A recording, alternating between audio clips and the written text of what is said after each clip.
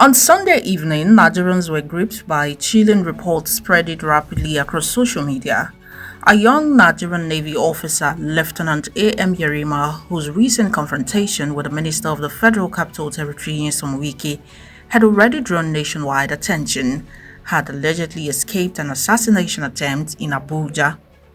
The story, carried by Vanguard newspaper, sent shockwaves across the country, stirring fear, outrage, and a swirl of speculation. According to the report, Yerima was trailed by unidentified men dressed in black, moving in two unmarked Hilux vans without number plates. The suspicious vehicles allegedly followed him from the Nipco fueling station off Kubwa Expressway down to Gaduna Schoolway. Sensing danger, the young officer reportedly executed what sources describe as a strategic maneuver, successfully shaking off the suspected assailants.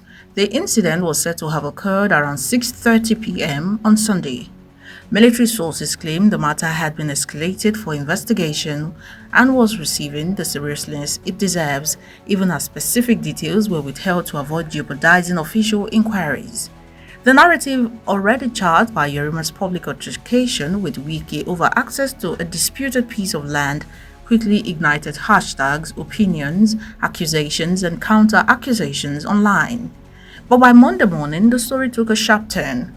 In a swift rebuttal, the Federal Capital Territory FCT Police Command dismissed the assassination claim as false, exaggerated, and misleading.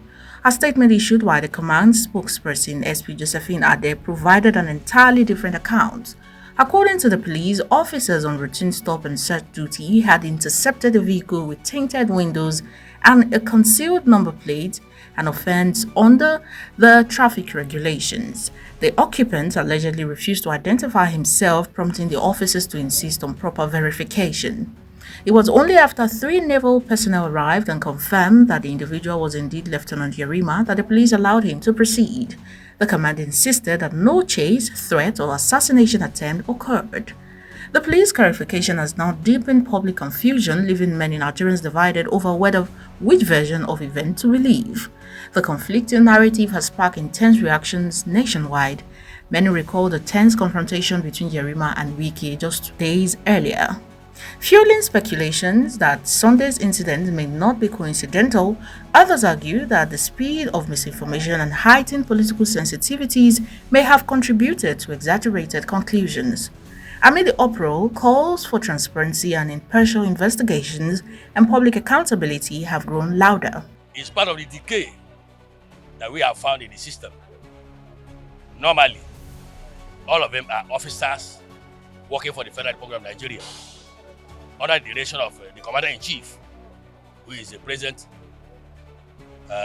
Bola Ahmed Tinubu. And being the CNC, both the minister and the officer are his subordinates. So based on that, it's unfortunate what has happened. But like we have said, the military hangover, the years that the military ruled, and the military mentality that has not left us. I have been able to read over the weekend the reaction of the Director of Enforcement in the FCT, that it was abused by the military boys on himself and the police. You can imagine that the Navy lieutenant called a police superintendent that stupid policeman, that foolish policeman. Two of them were wearing uniform, that is symbol of the nation. Okay? And if he could address a police officer in that derogatory manner, being a military officer, that means he was equally questioning the authority of the Mr. President. Troubled reality. Nigeria's public trust in security institutions is fragile, and moments like this expose the cracks. They cannot go down so low to do that. That is my belief. I want to use this opportunity to advise the Minister of SCT that he should mellow down. There are so many things that he's doing. Actually, he's working, and everybody knows he's working. But there are so many things that he's doing that is not too good for consumption. So he should please mellow down and reduce that tension on him. Whether Yerima was truly trained by unknown assailants or merely stopped for routine checks, The contradictory account reflects a deeper institutional disconnect and a society primed by suspicion. But the takeaway is that the land matter is a big man land and it's a big man dispute. So we that are follower or we are kind of show some kind of sympathy or trying to find who is wrong, who is right. We have to be very careful. If left for me, I wouldn't want this matter to be on social media trying to praise who do best, who don't do best. Because a lot of things, people are feeling that this kind of encounter or confrontation can lead to something else which we will not know again. So no matter what we know in life, we don't know who is who. Where you stop, another person know more than that. But if it is an attempt, if it is linked to what happened before, I wouldn't be able to establish it. But anything can happen because this life is like it's a war now. That disputed land, anything in Abuja, land, property, is like a war. Ultimately, Nigerians deserve clarity, not competing narratives. Minister of Defense and Junior Minister of Defense.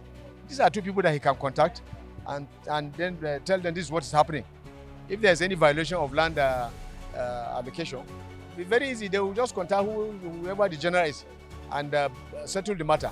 But for him to go there with a security convoy, with all that, God has just intervened to avoided it. If not, there will be a terrible distance there because you go with security, they too they have their own army distance, and you know anything can happen.